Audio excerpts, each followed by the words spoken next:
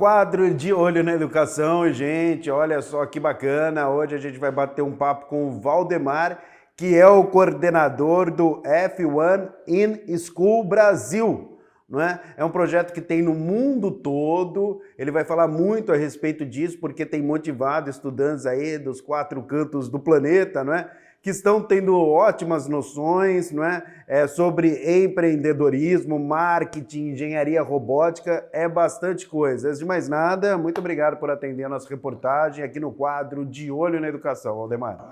Eu que agradeço a oportunidade de poder falar desse projeto e engajar alunos do Ensino Médio Fundamental 2, um projeto que vai transformar a vida deles com certeza. Bom, o pessoal em casa certamente já está curioso. Fala um pouquinho sobre o projeto, a finalidade, como surgiu, enfim. Esse projeto surgiu há 20 anos na Inglaterra, uma necessidade da própria Fórmula 1. A Fórmula 1 já estava se ressentindo da falta de profissionais na área de ciências exatas, engenharia, física, química.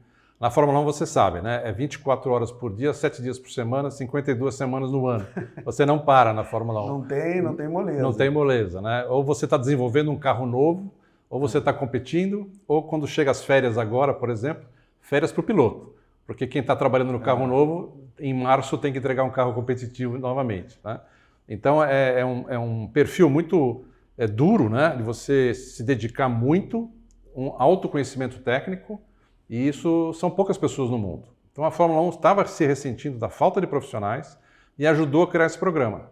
Então esse programa nasceu com esse intuito de alunos, até 6 alunos formam uma escuderia de Fórmula 1, e essa escuderia vai ter um produto final que é um carro que vai para uma pista, que vai correr, um carro como esse daqui, por exemplo. Esse aqui é o primeiro campeão brasileiro de 2014, né? Esse carro foi para Abu Dhabi defender o Brasil, por sinal, né?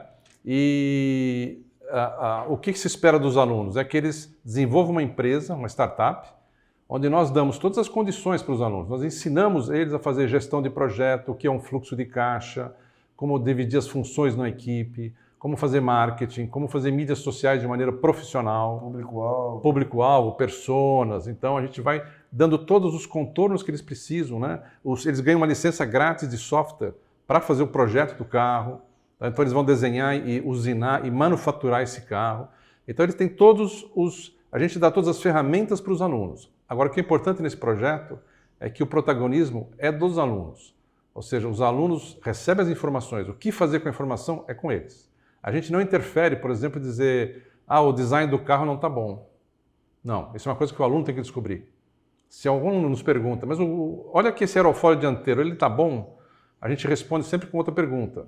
Como é que foi o resultado do túnel de vento? Porque eles ganham um túnel de vento virtual, também um software, né? Não fiz, então não dá para saber, né? Aí, meu filho. Não, deu 0,4. Falou, 0,4 é uma Kombi, né? Tá errado, um carro de corrida é 0,2 para menos, né? Então a gente vai jogando temas, né? De modo que ele pense e o aluno chegue na resposta. A gente não dá respostas prontas. O aluno tem que buscar a resposta o tempo inteiro. Então é comum os alunos buscarem contato com professores especialistas de universidades de engenharia mecânica para entender aerodinâmica, mecânica dos fluidos, túnel de vento. Tem um grupo de meninas que foi muito brilhante. Eles queriam desenvolver um marketing mais agressivo, conseguiram chegar numa blogueira famosa. A blogueira se interessou e passou N dicas de como bombar na internet. Olha só que bacana. Né? Então são meninas que se interessaram pela carreira de marketing, que também é interessante. Sim, né? Uma equipe esportiva precisa disso também. Fundamental. Né? Então a gente não está bloqueando só para engenharia. Esse projeto você tem todas as áreas de atuação de uma empresa. E os 6 alunos têm que se dividir para cobrir essas áreas e chegar na final, né? E ter um sucesso. Né? O que é o evento de uma final? A gente chama assim, o evento de uma final da Fórmula 1 é uma feira de startup. Então eles vão passar por 5 bancadas de juízes, onde eles vão, por exemplo, engenharia. Eles vão passar de ponta a ponta, onde começou a ideia do carro até o carro final. E vão ter que demonstrar para o juiz de engenharia todos os conceitos que eles utilizaram, os estudos de aerodinâmica, os efeitos físicos que impactam no carro, centro de massa, etc. Tudo isso eles têm que justificar para os juízes, para mostrar por que o carro deles está bem feito. Mesma coisa com marketing. Tem um stand, né? Um stand de exposição, um pitch que a gente chama. A gente dá a estrutura e eles têm que preencher. Eles têm que contar a história da vida deles naquele pitch. E aquilo vale nota também, porque um dia numa empresa, eles vão levar a empresa dele para uma feira e ele precisa saber montar um pitch, né? Precisa montar um stand. Ô, Valdemar, como é feita a capacitação de professores e da equipe?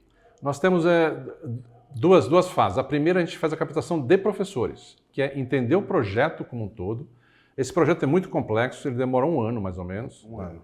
Então, os professores têm que entender o que é o projeto, como os alunos serão avaliados pelos juízes, tá? Quais são os entregáveis, o que os alunos têm que trazer no dia da competição pronto. Carro, portfólio, né, o pitch, como a gente falou, as apresentações em PowerPoint, em vídeo, etc. Cada um tem a liberdade de escolher a ferramenta que melhor se adapta, ou que melhor vai impressionar o juiz.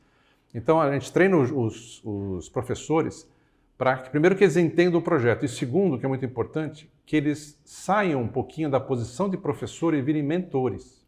Tá? Eles não vão ensinar nada, mesmo porque não é justo que a gente achar que um professor de ensino médio vai ensinar aerodinâmica, mídias sociais, design gráfico, né? Não tem. É lógico. Não tem. Né? Não faz sentido. Não faz sentido. Então, o professor fica como mentor.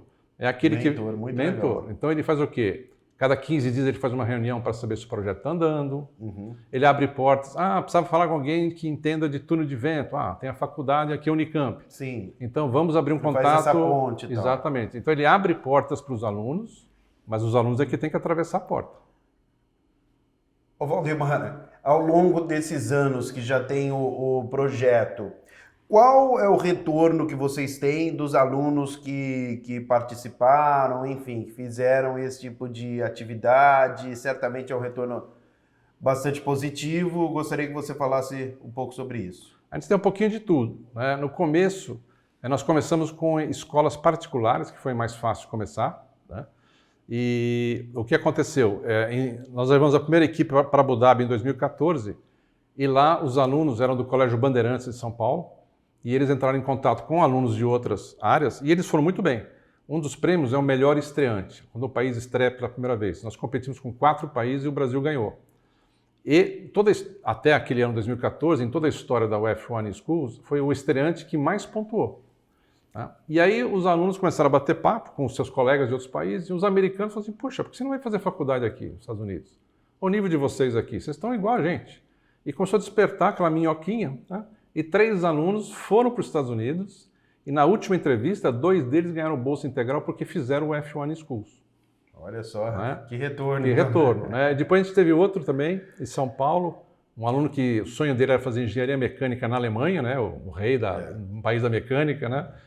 E ele tinha bolsa 50%, e quando ele foi fazer a entrevista final, ele levou todo o portfólio, todo o material do F1 Schools e deram 100% de bolsa para ele. Puxa vida, né? Que beleza. Então esse é um extremo, né? Que você fala assim, bom, bolsas no exterior. O que a gente tem aqui no Brasil? Alunos que abriram suas próprias empresas. Nós temos um aluno de Santa Catarina, que o forte dele era marketing e mídias sociais, ele abriu uma empresa, ele está com 19, 20 anos, está com 6 funcionários. E ele toca empresa de comunicação. De comunicação. Marketing. Ele não fez faculdade de marketing, não. Ele fez o F1 Schools, se aprofundou por conta própria, né? O cara devorou tudo que tinha, né? Ganhou os prêmios que tinha, obviamente, tem 6 funcionários com essa idade. E tem 6 funcionários. O projeto é bem bacana, né? E nós temos um monte, mas vários depoimentos de alunos, principalmente de escolas públicas. Isso aqui não dá um prazer danado. Sem dúvida. Que é o seguinte, na primeira entrevista de emprego eles são contratados. Imagina você, gerente de uma empresa. Vou citar o exemplo do rapaz, o Márcio lá de Volta Redonda. Né? Uma empresa de TI. Chegou lá, foi ser entrevistado, aí estava o gerente geral da empresa, o supervisor da área e o RH. Falei, cara, mas você está muito calmo com a entrevista, né? Você acabou de sair do ensino médio, geralmente está nervoso numa entrevista. Ele falou, acabei de passar por 5 bancadas de juiz, pô, falar sobre mim está tranquilo, né? Que história é essa? Não, um projeto assim. O gerente levantou, trancou a porta, você não sai daqui não, você vai para o RH, você sai contratado daqui. E dispensou os outros que estavam esperando. Né? Então a gente tem graças a Deus, vários WhatsApp, ligações de ex-alunos, dizendo que na primeira entrevista conseguem, porque é uma mosca branca no Brasil, né? Infelizmente, com certeza, né? Com certeza. Você pensar bem, é uma pena. É uma triste realidade, né? É um aluno com essa capacitação, óbvio, né? Consegue no primeiro emprego. Mas por quê? Porque o resto está tão defasado, né? Está tão atrasado que é a realidade brasileira, infelizmente, né?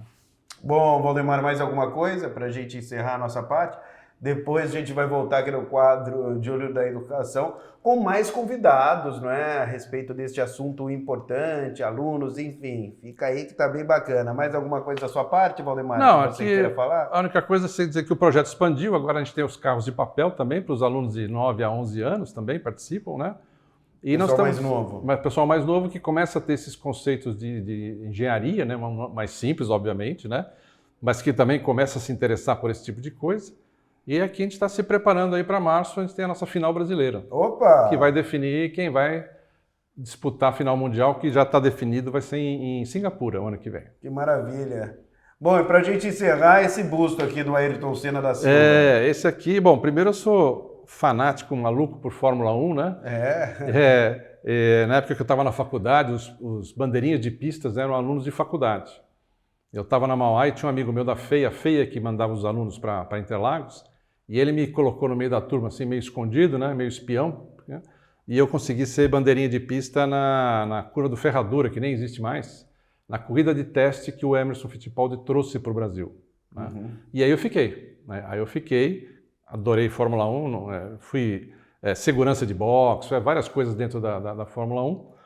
E aí aparece o Senna na nossa vida, né? Que é um cara que mostra determinação, né? Busca o resultado, busca a perfeição, um cara que trabalha sério, né? Que criou o Instituto Ayrton Senna. Ele já fazia trabalhos sociais e ninguém sabia, porque ele não queria isso como propaganda, né? Quer dizer, um negócio muito legal. E aí ele faleceu, e o Bernie Ecclestone, que na época era o chefão da Fórmula 1, era muito fã também do Senna. A esposa do Bernie Ecclestone é brasileira, né? O Bernie tem uma fazenda aqui em Amparo, inclusive. E aí nós fizemos esse busto, uma artista plástica aqui de Campinas fez esse busto do Senna, e eu levei em 2013, quando fui conhecer o Fórmula 1 Schools, eu levei de brinde para o Bernie Ecclestone. E foi aí que nos aproximaram e que aí nós fechamos o contrato para trazer o projeto para o Brasil. Que legal. Valeu, obrigado. Nada, obrigado a vocês. Bom, e dando sequência aqui no quadro de Olho na Educação, para a gente falar um pouco mais a respeito deste assunto super bacana, estou aqui com a Daniele e também com o Pedro. A Daniele é a orientadora e o Pedro, não é um dos alunos. Deixa eu falar um oi aqui para a Daniele. Tudo bem? Muito obrigado por atender a nossa reportagem aqui no quadro de Olho na Educação. Oi, tudo bem, André? Prazer participar. Obrigada pela oportunidade aí de poder falar um pouquinho mais sobre esse projeto, sobre esse trabalho. E estamos aqui à disposição. Legal, Pedro também está com a gente. Beleza, Pedro? Tudo bem? Beleza, tudo certo. É um prazer falar aqui. Legal, legal. Tá na expectativa, Pedro, para competir? Estamos pensando já, né? Parece que falta muito tempo, mas na verdade falta pouco. É mais ou menos um ano, né? É um pouco menos já. Mas um ano parece que é muito, mas quando a gente vai fazendo, parece que está cada vez mais perto. Deixa eu saber da Daniela, como que surgiu essa ideia, não é? Do projeto, você que é orientadora, conta para o pessoal que está em casa, certamente muito interessado aí na história de vocês. Então, eu conheço o Valdemar, que é o idealizador há alguns anos já, e toda vez que eu participava de uma outra competição, que é a FLL, eu acabava vendo as pistas de carro, né? Ela é uma pista longa, assim, e daí você via os carrinhos disparando e tudo. E ele sempre falava para mim, Daniela, essa competição tem muito característica sua, como você é da mecânica, né? Você tem laboratório, vocês têm os laboratórios do Instituto Federal. Eu acho que vai dar para vocês participarem. Só que é sempre aquela história da correria. Não, no ano que vem eu vou, ano que vem eu vou. E daí acabou que logo no meio da pandemia, os alunos resolveram, falaram, Dani, nós queríamos competir na F1 School e queremos saber se você pode nos orientar. E então falei, agora então vai, porque aquela história, a gente nunca tem tempo, mas na verdade sempre dá para encaixar alguma coisa, principalmente quando são coisas que a gente realmente gosta. E eles se dedicaram bastante, foi uma correria, na verdade, porque assim que nós montamos a equipe, a escola ainda estava fechada na pandemia.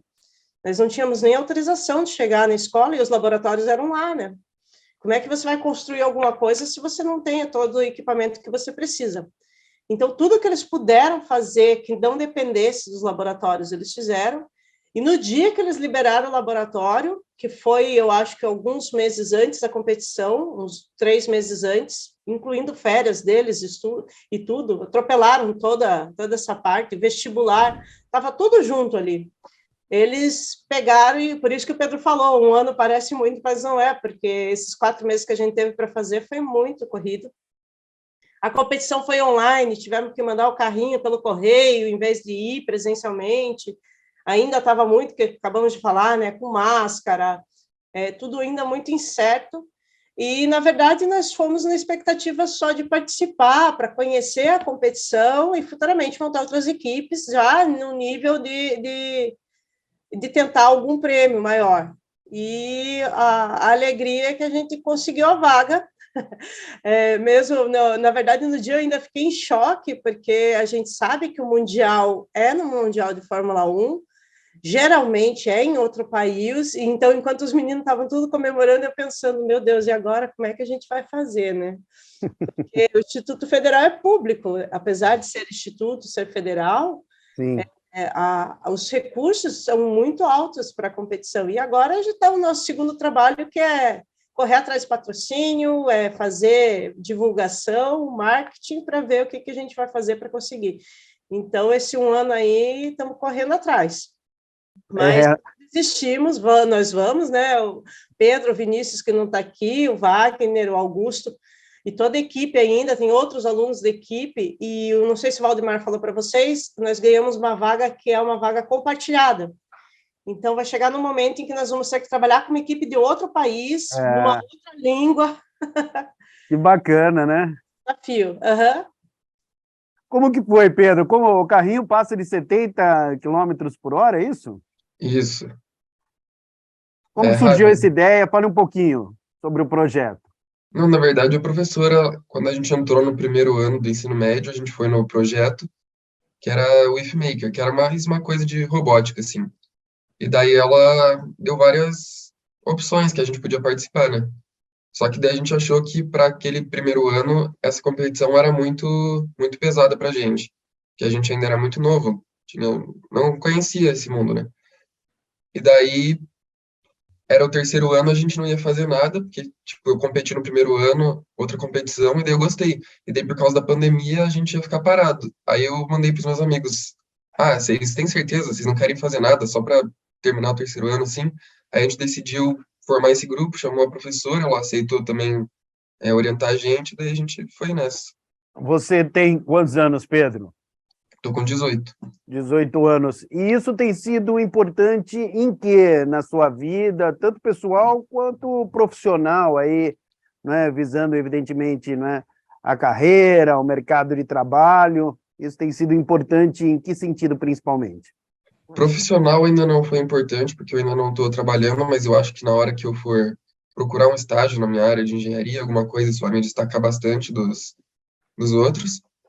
E profissional eu aprendi muito como na par- é, Pessoal. calma. Pessoal, eu aprendi Isso. muito na parte de organização da minha vida, eu aprendi a trabalhar melhor em equipe. Trabalhos na faculdade, assim, eu vejo que eu consigo trabalhar muito melhor em equipe. Isso é super importante, né, Daniela? Você que, né, que acompanhou de pertinho, foi extremamente, tem sido, né, extremamente importante em todo esse processo, todo esse projeto.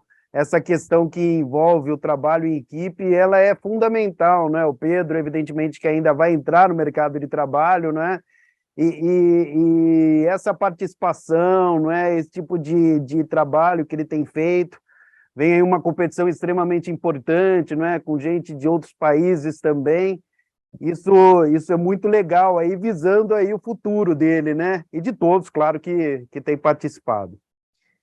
Uma coisa interessante do trabalho em equipe é que, como o Pedro citou, né, desde o primeiro ano eu montei esse grupo já para tentar fomentar ao longo dos 3 anos do curso, para que a gente pudesse participar de outras competições. Eu sempre falo que é sempre na intuição de levá-los mesmo. Prêmio final é uma coisa que, às vezes, você chega no nível de competição que nem vale a pena. Mas esse grupo em si, eles eram tão afinados entre eles, de comunicação mesmo, que parece que não foi uma coisa que encaixou tão bem. O Pedro foi o primeiro líder da equipe. O Pedro tem uma paciência que até eu, como orientadora, fico nervosa, né? Então, essa capacidade dele de não perder o controle sobre a gente lá em cima do laço, com tudo acontecendo, e o Pedro sempre muito calmo, sabe? E os outros mais agitados, então, conseguiu juntar um grupo realmente com pessoas com características diferentes que se complementaram muito bem. Então, na verdade, o sucesso ele acaba sendo resultado de uma série de coisinhas que foram dando certo, uma série de afinidades, foi um quebra-cabeça que nós demos sorte, eu posso falar sorte mesmo, de que ele realmente encaixou e ele tirou muito daquele problema de equipe que briga, equipe que discute, equipe, não existia isso. Eles simplesmente se afinaram, até hoje eles têm essa afinidade. É uma pena que agora, com a faculdade, cada um vai para um lado, né? Então eles se veem muito pouco. Mas toda vez que eles se juntam, parece que eles voltaram lá aos 14 anos, né? Toda aquela alegria deles estarem juntos, eles se comunicam muito bem. Isso é uma coisa que é bastante interessante. E daí é um trabalho muito fácil para mim, na verdade. Porque é difícil ser orientador, porque chega uma hora que dá vontade de falar, não, me dá aqui, isso aqui que eu faço, eu não posso fazer nada, né? A minha interferência como profissional, ela não pode existir. O máximo que eu posso é olhar e falar, olha, eu acho que isso aqui poderia ser melhor, talvez se vocês fossem por outro caminho. Então, é muito difícil você querer que o resultado saia, mas você não pode falar, ó, faça isso desse jeito que eu acho que dá certo. Estamos falando do projeto F1 in School. Você sempre gostou de Fórmula 1, Pedro? Ou não? Na verdade, não. Depois que eu comecei no projeto, Começou a eu se passei. interessar. Mas eu entrei no projeto não por causa disso, era mais por causa dos desafios mesmo. Aí eu acabei gostando. Que legal, que bacana. Bom, gente, é isso aí. O tempo passou rapidinho, impressionante, né? Muito legal ter vocês aqui. Parabéns aí, né? Pelo trabalho de vocês, para a Daniela, orientadora, fundamental em todo esse processo. O Pedro aí, que mandou bem demais, não é? Muito obrigado aí. E um ótimo ano aí. Já estamos no fim do ano, já é tempo de desejar um Feliz Natal e um bom ano novo, né? Sim, sim, o tempo corre muito rápido, né? Assim como a Fórmula 1, nosso tempo só voando. É isso aí, gente. Muito obrigado. Bom, pessoal, eu sou o André Aranha e já sabe, né? Tô sempre, ó, de olho na educação. Tchau.